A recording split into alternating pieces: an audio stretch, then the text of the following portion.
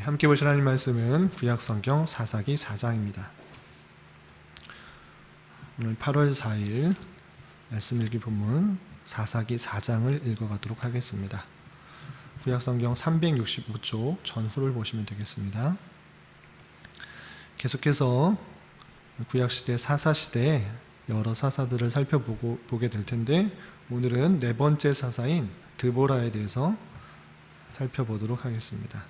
1절부터 다 읽지는 않고 16절까지만 봉독하겠습니다. 구약성경 사사기 4장 1절부터 16절까지 말씀 함께 봉독합니다. 에훗이 죽으니 이스라엘 자손이 또 여호와의 목전에 악을 행하매 여호와께서 하솔에서 통치하는 가나안 왕 야빈의 손에 그들을 파셨으니, 그의 군대 장관은 하로셋 학고임에 거주하는 시스라요, 야빈 왕은 철병거 900대가 있어 20년 동안 이스라엘 자손을 심히 학대하였으므로 이스라엘 자손이 여호와께 부르짖었더라.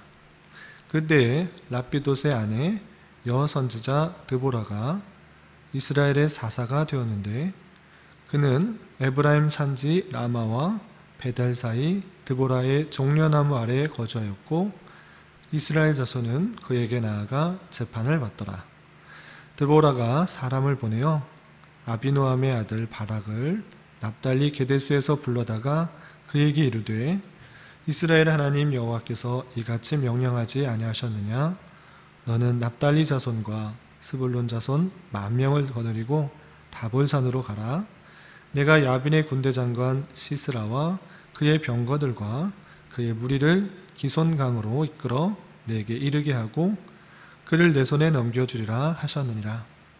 바락이 그에게 이르되, 만일 당신이 나와 함께 가면 내가 가려니와 만일 당신이 나와 함께 가지 아니하면 나도 가지 아니하겠노라 하니, 이르되 내가 반드시 너와 함께 가리라.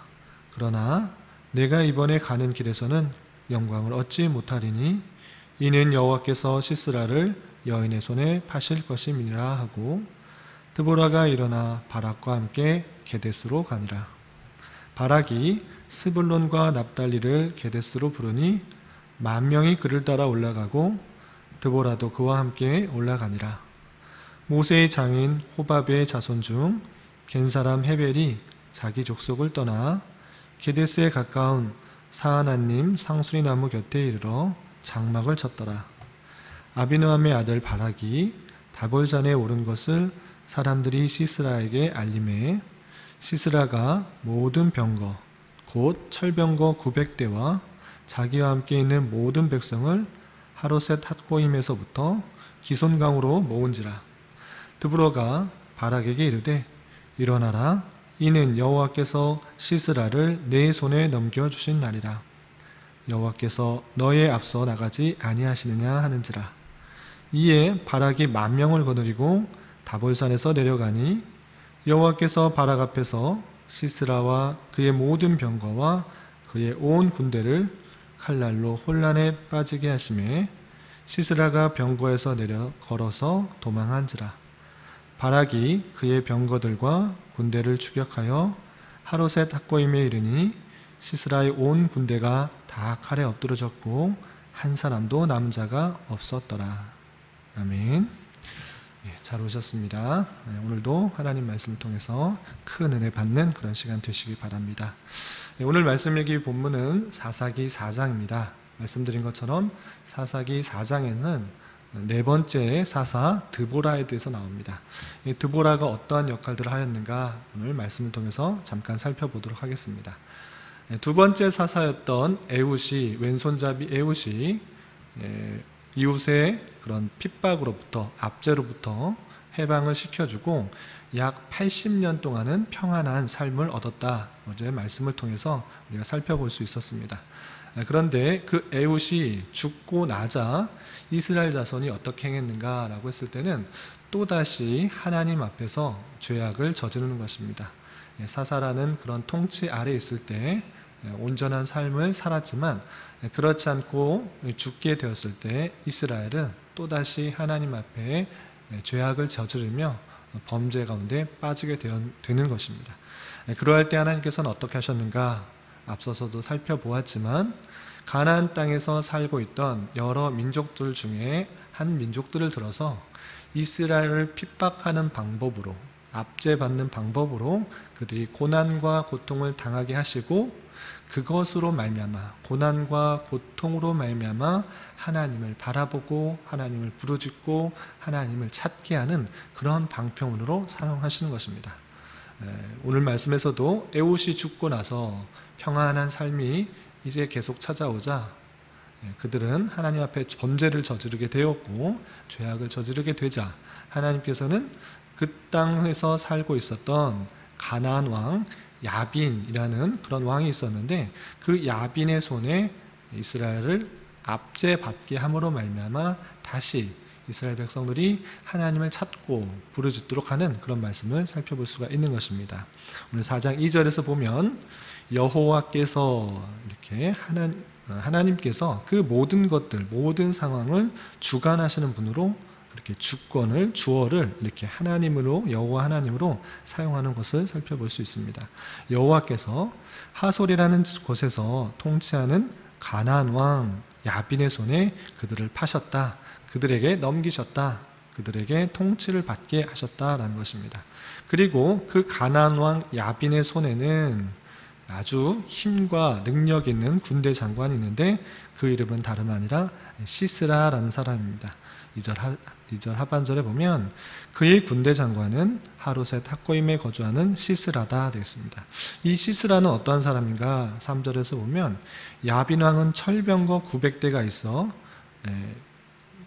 20년 동안 이스라엘 자손을 심히 학대하였다라고 되어 있습니다. 그래서 철병거가 900대가 있다라고 했을 때 이 철기를 갖고 있는 아주 강력한 무기를 갖고 있는 그런 왕일진데, 그 철병거 900대를 다스리는 아주 힘 있는 장관이 시스라였던 것입니다. 그래서 야빈 왕은 시스라를 통하여서 이스라엘 자손을 심히 학대하고 핍박하고 그런 여러 가지 재물들을 다 빼앗는 그런 핍박 가운데 사용되어지게 되고, 그로 말미암아 이스라엘 자손은 다시 하나님을 찾고 부르짖는 그런 모습을 볼 수 있는 것입니다.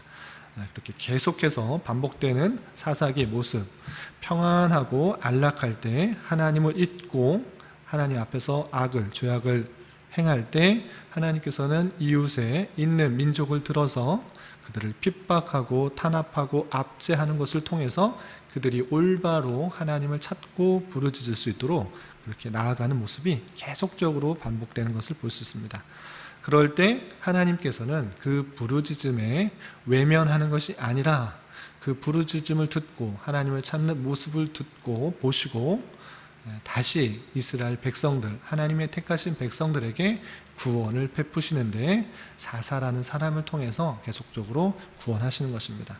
오늘 말씀에서는 특별히 여선지자 사사, 그 사사가 선지자 드보라가 사사로 부름을 받아서 쓰임을 받게 되는 것을 볼 수 있는 것입니다. 4절 보면 그때 랍비돗의 아내 여선지자 드보라가 이스라엘의 사사가 되었다 이렇게 되어 있습니다.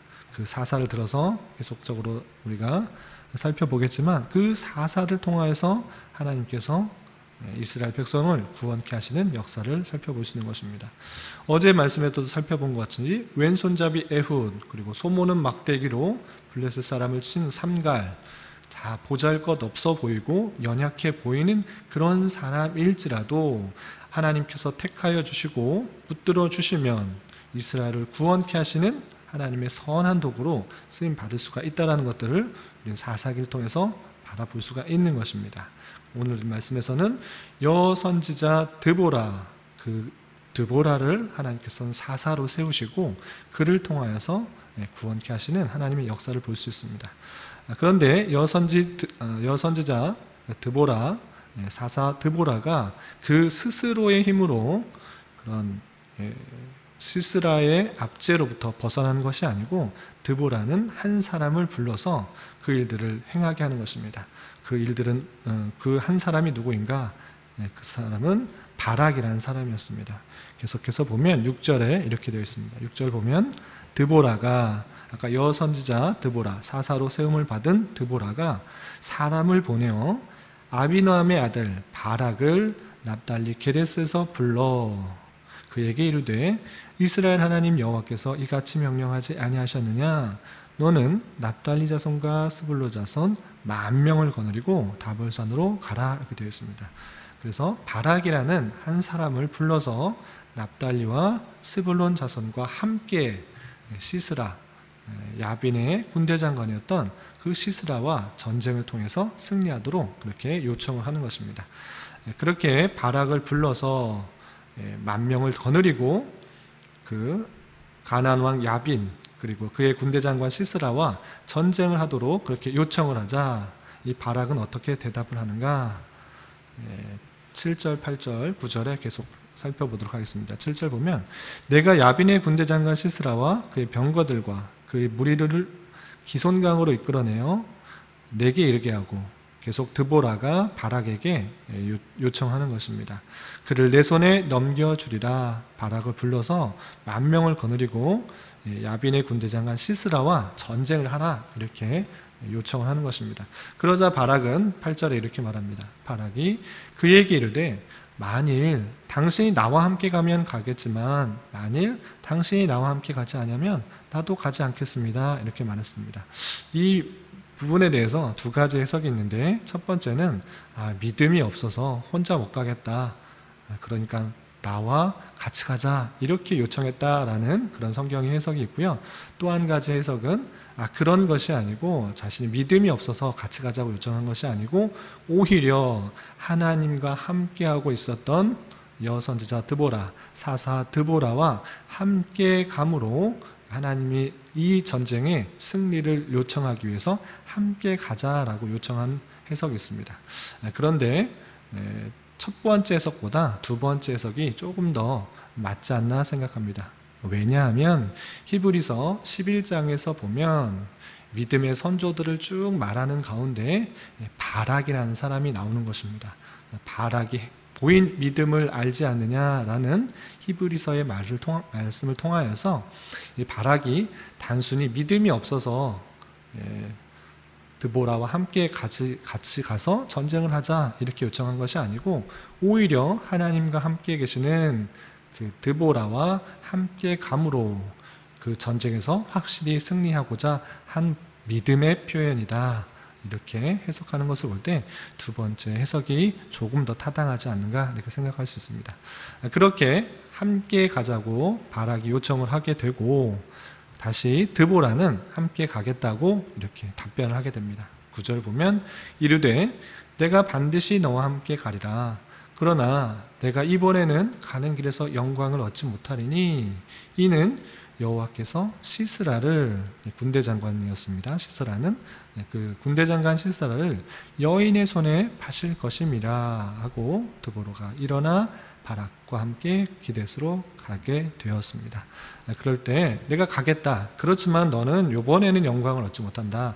네가 시스라를 죽이는 그 압제에서 해방시키게 하는 그 영광을 얻지 못할 것이다. 왜냐하면 여호와께서 그 군대 장관 시스라를 여인의 손에 파실 것이다 라고 앞으로 일을 예언하게 된 것입니다.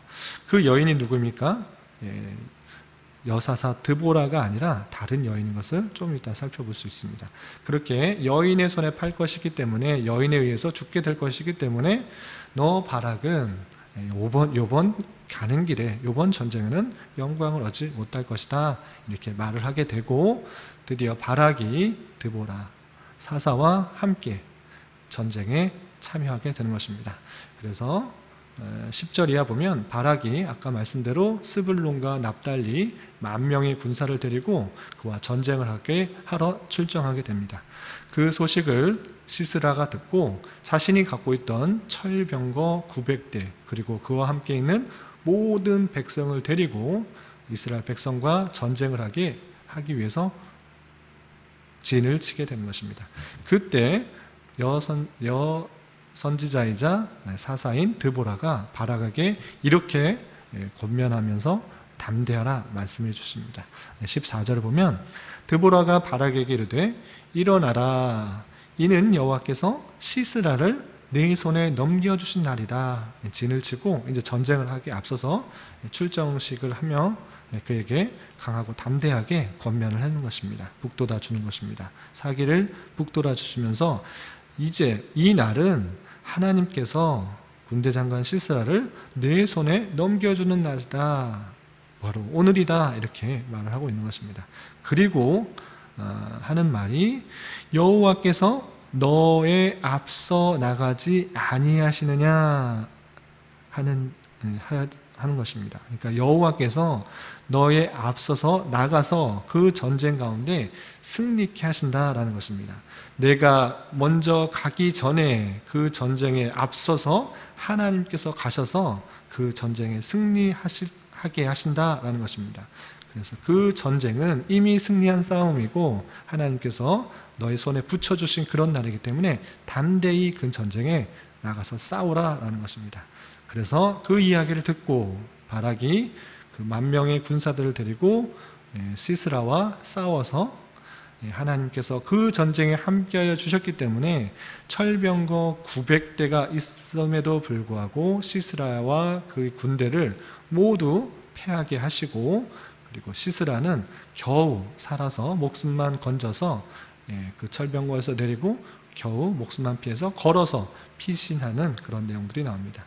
그리고 우리가 읽지는 않았지만 17절 이하 계속 읽어보면 그 예언대로 아까 사사 드보라가 예언한 대로 그 시스라는 겨우 도망하여서 어느 한 집에 피신하였지만 그 집에 살고 있던 여자로부터 자고 있을 때 갑자기 그 말뚝으로 머리를 찍어서 관자놀이에 박아서 죽게 되는 그 일들이 일어나게 됩니다. 21절에 시스라가 겨우 목숨만 피해서 살아남았지만 그가 여인의 손에 죽게 되는 장면이 21절에 나옵니다. 21절 보면 그가 깊이 잠드니 헤벨의 아내 야엘이 장막 말뚝을 가지고 손에 방망이를 들고 그에게로 가만히 서서 말뚝을 그의 관자놀이에 박음에 말뚝이 꿰뚫고 땅에 박히니 그가 기절하여 죽었다라고 되어 있습니다. 그 예언대로 목숨은 살았지만 어느 장소에 겨우 피하여 숨었지만 한 여인에 의해서 갑자기 죽게 되는 그런 일이 일어나게 된 것입니다. 이런 말씀을 대하면서 우리는 무엇을 생각할 것인가? 계속적으로 하나님께서 택하신 백성을 어떻게 신실하게 이끌어 나가시는가를 잘 살펴볼 수가 있는 것입니다. 사사기에 계속적으로 반복되고 있는 그런 표현들, 이스라엘 백성들이 평안하고 또 여유롭고 그러한 삶을 살아갈 때 그들이 하나님 앞에 온전한 삶을 살지 못하였고, 그럴 때마다 하나님께서는 다양한 환경과 사건, 특별히 가나안에 살고 있었던 여러 민족들 중에 한 민족들을 들어서 그들을 탄압하고 핍박하고 압제하는 그런 어려움을 주시고, 그것을 통해서 하나님을 찾고 부르짖게 하시는 하나님의 은혜의 섭리의 방편을 볼 수가 있는 것입니다. 그리고 하나님께서는 그렇게 부르짖는 가운데 그 부르짖는 음성을 외면하시는 것이 아니라 그 음성을 들으시고 그 중에 연약해 보일지라도 부족해 보일지라도 아무것도 아닌 그런 사람일지라도 그 사람을 택하여서 하나님의 선한 도구로 사용하여 주셔서 그의 압제를 모두 물리치게 하시고 이스라엘 백성들을 구원케 하시는 하나님의 선한 섭리들을 볼 수가 있는 것입니다. 특별히 오늘 말씀에 있어서는 그를 구원해 나가시는 데 있어서 하나님이 그 전쟁에 앞서서 행하셔서 다 파하실 것이다 라는 그런 말씀들을 살펴볼 수가 있는 것입니다. 그러한 것처럼 하나님의 택하신 백성을 향해서 그를 이끄시고 인도하시고 나아가시는 데 있어서 가장 먼저 앞서서 주님께서 행하신다는 그 사실들을 굳게 믿고 우리가 담대히 나아갈 수 있을 것입니다. 우리가 하나님을 선택했다고 하면 우리의 부족한 믿음과 우리의 죄성 때문에 하나님을 잊고 하나님을 떠나보낼 수도 있습니다.